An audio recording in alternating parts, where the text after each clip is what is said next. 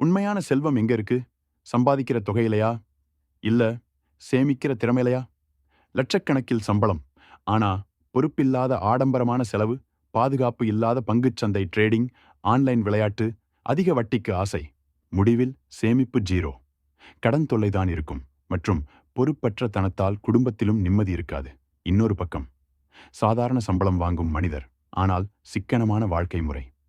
தேவையானதை மட்டும் செலவு செய்து, மீதி பணத்தை வங்கியில், அஞ்சலகத்தில், எதிர்கால காப்பீடு, பாதுகாப்பான கடன் பத்திரம் மற்றும் பங்குகள் முதலீடு சேமிப்பு. பொருளாதாரம் வளருது. அதனால் நிம்மதியான குடும்ப வாழ்க்கை அமையுது. ஒருத்தர் சம்பாத்தியம் அதிகம், ஆனா செலவுகள் அதைவிட அதிகம். இன்னொருத்தர் சம்பாத்தியம் குறைவு, ஆனா பாதுகாப்பான சேமிப்பு தான் அவரோட உண்மையான செல்வம். சம்பாதிப்பது முக்கியமல்ல, சேர்த்து வைப்பதுதான் முக்கியம். நீங்க 1,00,000 சம்பாதிச்சாலும் ஒரு பைசா சேமிக்கலனா நீங்க இன்னும் ஜீரோ தான்.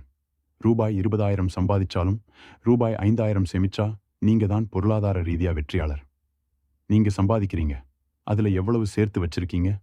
பாதுகாப்பான முதலீடுகள்ல கவனம் செலுத்துங்க. அப்போதான் உங்க வாழ்க்கையில் பொருளாதார பயணம் நிம்மதியா இருக்கும். உண்மையான நிதி பாதுகாப்பை பெற இன்றே உங்கள் செலவுகளை கட்டுப்படுத்துங்கள். சேமிப்பு முறையை பின்பற்றுங்கள். எவ்வளவு சம்பாதிக்கிறது முக்கியம் கிடையாது, எவ்வளவு சேமிக்கின்றன முக்கியம்.